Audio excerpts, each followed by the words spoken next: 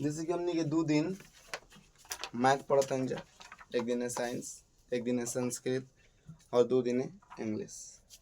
आज के जौन हमनी के शेड्यूल बाटे वो शेड्यूल के अनुसार आज हमनी के साइंस विषय बाटे और हमारा लगता है कि साइंस में ही हमनी के पहला क्लास है, तो हम इहो लिख देते नहीं साइंस के जौन बाटे हमनी के पहला क्लास है, फर्स्ट क्लास।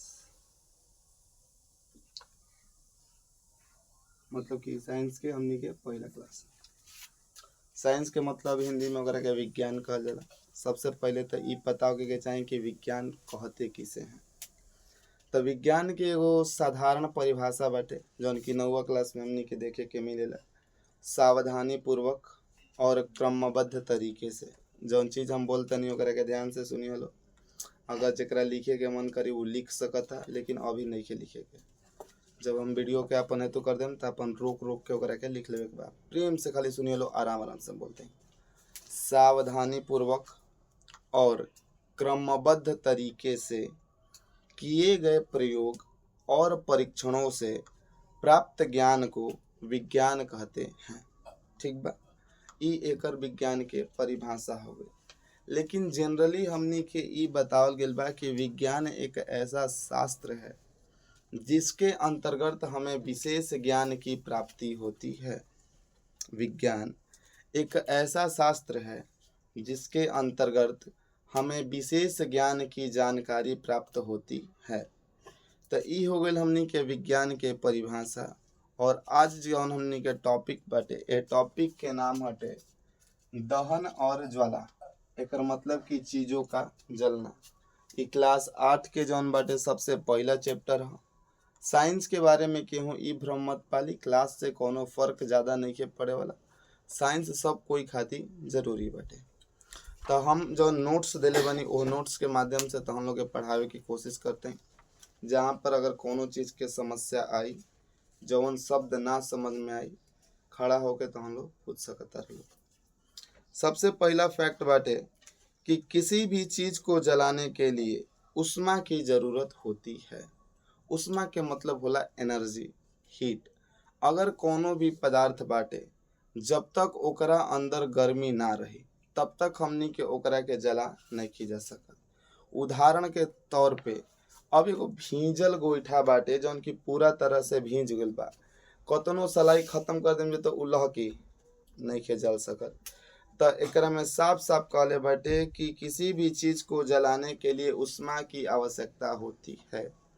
एकरा में हम साफ तौर पे हाईलाइट कर देले बनी कि तारा कौन कौन पॉइंट याद करे के बाद।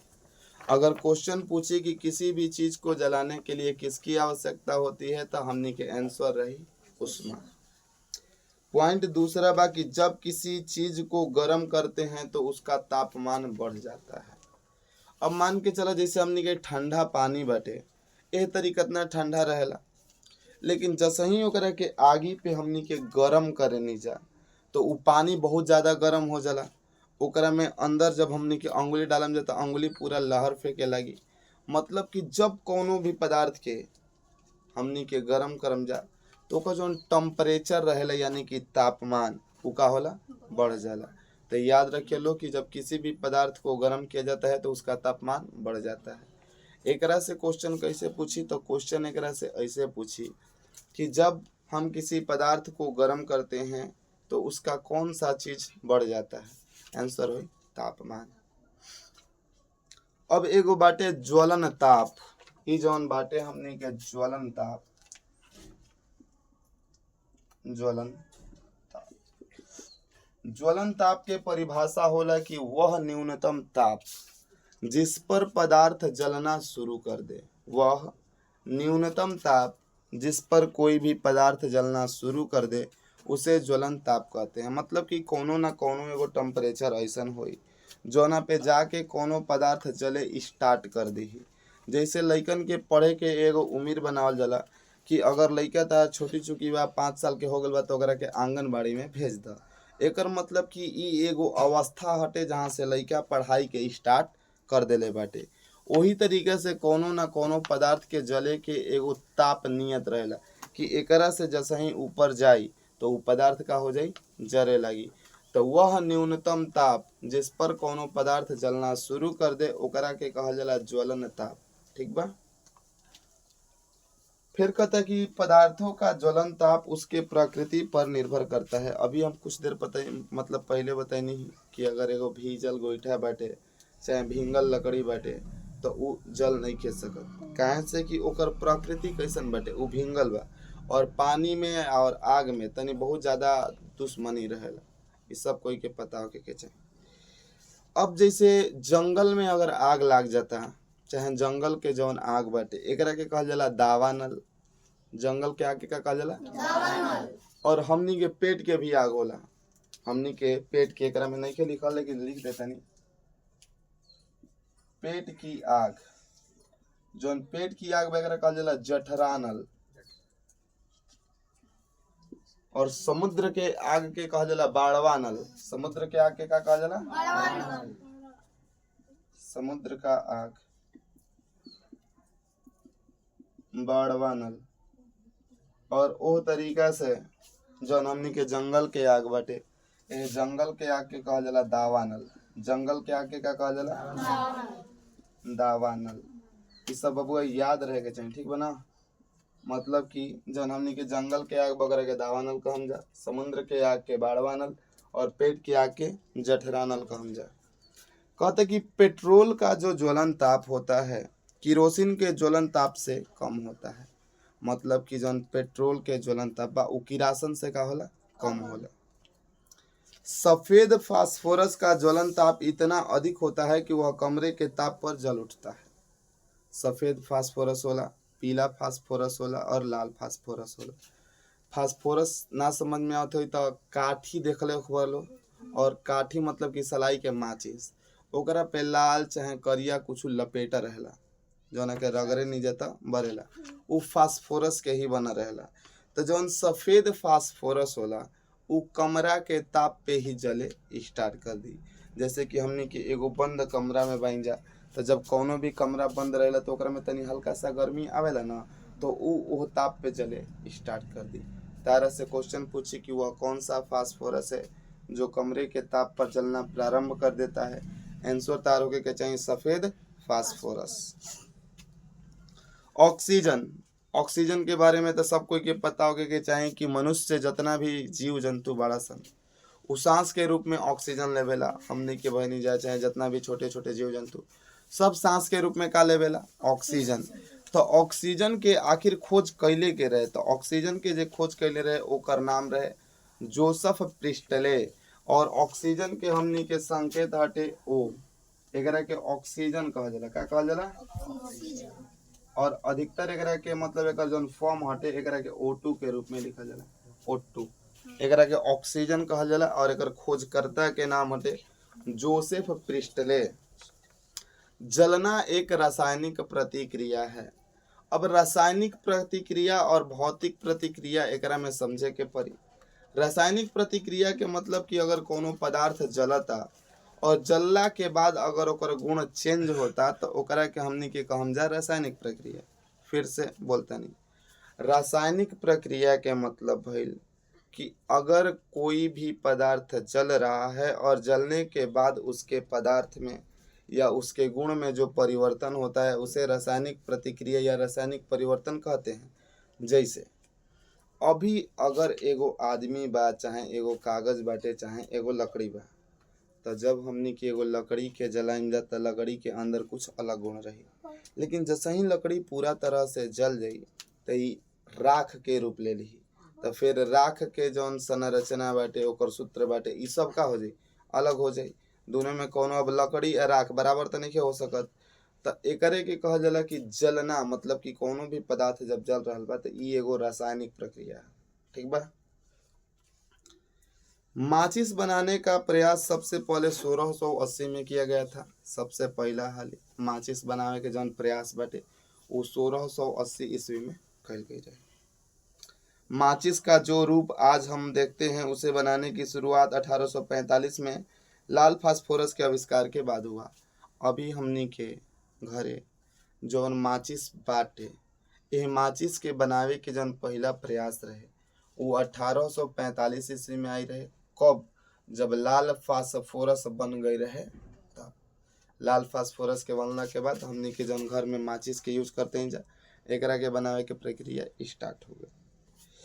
माचिस के तिल्लियों पर पोटेशियम क्लोरेट लगा रहता है। जौन माचिस के तिल्ली होला जौना के रगड़ला पे बढ़ जाला, ओकरा पे पोटेशियम क्लोरेट लगा रहेला। पोटेशियम क्लोरेट क्वेश्चन ही जैसे पूछी कि माचिस की तिल्लियों पर क्या लगा होता है, तो पोटेशियम क्लोरेट। माचिस के डिब्बे पर, माचिस के जब डिब्बा रखे नहीं तो ओकरा पे बुंदकी बुंदकी नियन हल्का हल्का छोटे छोटे रहेला, ओकरा पे लाल फास्फोरस और सल्फर लगा रहेला। लाल फास्फोरस और सल्फर। लाल फास्फोरस का इस्तेमाल करके पहली बार सेफ्टी माचिस कार्ल लुंडस्टन ने 1855 में स्वीडन में बताया था। सबसे पहला बार लाल फास्फोरस के प्रयोग करके केहू सेफ्टी माचिस बनैले रहे, तो ओकर नाम रहे कार्ल लुंडस्टन। ये 1855 ईस्वी में बनैले रहे। मोम के बारे में केहू के ना पता हो, लेकिन मोम सुनल हो, मोमबत्ती के कहल जाला। ठीक बटे, मोमबत्ती सब कोई देखले हो, जब दिवाली आवेला चाहे जब कोनो पर्व आवेला तो हमनी के अपना घर में सजा के ओकरा के जलावे नहीं जा। तो मोम एक ईंधन है, यानी ऊर्जा का एक रूप है। ऊर्जा का रूप मतलब कि जौन भी चीज हमनी के जल के उष्मा दे रहल बा, प्रकाश दे रहल बटे, यह एक हाइड्रोकार्बन है। हाइड्रोकार्बन के मतलब है हाइड्रोकार्बन। हाइड्रोकार्बन के मतलब है कि जौन हाइड्रोजन और कार्बन ये दोनों से मिल के बनल बा, ओकरा के का कहल जाई, हाइड्रोकार्बन। का कहल जाई, यह मधुमक्खी के छत्ते से निकाली जाती है। जवन मोम बाटे ओकरा के मधुमक्खी के छत्ता से निकालल जाला। मोम मतलब मधु, मोमबत्ती है तो मधुमक्खी के छत्ता से का निकल जाला, मधु निकल जाला। मोमबत्ती प्रकाश और उष्मा देती है। जब मोमबत्ती जलेला तो ओकरा से हमनी के प्रकाश मिलेला, और मोमबत्ती के भीरी इतनी हाथ करके देखिए लो जरेला ना। झूठ नहीं बोलत, कबो का के ट्राई करिया लो, ठीक बनो। एकरा से एगो मोमबत्ती जरा के ओकरा भीरी अपन हाथ करे के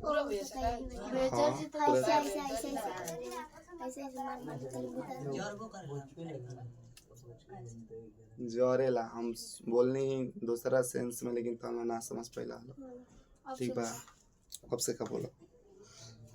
चूना पानी। चूना पानी के बारे में बताओ तनी कि जौन चूना पानी बाटे, अगर चूना के पानी में अगर हमनी के कार्बन डाइऑक्साइड मिला देते हैं जा, तो एकरा से ओकर जौन पानी के रंग बाटे उ दूधिया कलर के हो जाए। मतलब कि एक बाल्टी पानी ले लेवे के बा, और एक बाल्टी पानी में तू खाली लिया के चूना भर दिया। चूना सब कोई देख ले बना, उजर उजर होला, तो उ हमनी के जौन पानी बा पूरा दूध कलर के हो जाए, मतलब कि दूधिया हो जाए। काहे से कि चूना में रहेला कार्बन डाइऑक्साइड। कार्बन डाइऑक्साइड एगो गैस हटे जौन कि मनुष्य सांस के रूप में बाहर ओकरा के छोड़ेला। कहते कि जब हम किसी ईंधन को जलाते हैं तो कार्बन डाइऑक्साइड और जलवाष्प बनता है। जब कोनो भी पदार्थ के जलावल जाला तो वो जब कार्बन डाइऑक्साइड और जलवाष्प बनेला। जब लकड़ी के जलावल जाला तो सब कोई ध्यान से देख ले हुई, लकड़ी तनी हल्का सा पानी निहन त बजा बजा कुछ छोड़ेला और ओकरा बाद जरेला, और जहाँ आग लहका रहेला वो जब रहल आदमी के मुश्किल हो जाला। कहे से कि धुआं के वजह से हमनी के ना रह पावे जा। तो जौन धुआं होला ओकरा के कार्बन मोनोऑक्साइड गैस कहल जाला, और जब कोनो भी पदार्थ जलेला तो वो जब कार्बन डाइऑक्साइड गैस के निर्माण होला। जतना भी पदार्थ जलला के बाद उजर धुआं दी, सफेद सफेद, एकर मतलब कि सफेद जौन धुआं बा ओकरा के कहम जा कार्बन मोनोऑक्साइड। जौन हमनी के सफेद धुआं बा एकरा के कहम जा कार्बन मोनोऑक्साइड, और कार्बन मोनोऑक्साइड के सूत्र होला CO। CO के कहल जाला कार्बन मोनोऑक्साइड। ई ना कि लेके पैंट वेट सी लगे उ वाला CO ना, कार्बन मोनोऑक्साइड के CO संकेत हटे। ठीक बनो। हाँ, विस्फोट एक तरह का तीव्र दहन का उदाहरण है। विस्फोट के मतलब समझ में आता, मान के चलो कोनो बम ब्लास्ट कर गई, चाहे कोनो बैटरिये फाट गई, ट्रांसफार्मरे फाट गई तो एकरा का विस्फोट कहल जाई। तो जब कोनो भी चीज फटेला तो बहुत तेजी से जलेला। तो विस्फोट एक तीव्र दहन का उदाहरण है। तीव्र दहन मतलब कि कोनो भी पदार्थ के तेजी से जलना। और एगो लास्ट हमनी के बाटे कि दहन के लिए अगर कोनो भी पदार्थ के हमनी के दहन करे के बाटे, दहन मतलब कि ओकरा के जलावे के बा, तो सबसे पहले दाह्य पदार्थ होके के चाहिए।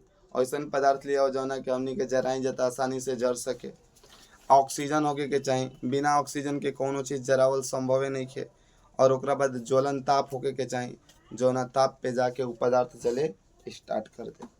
और ओकरा बाद एगो बाटे कि दहन क्या है।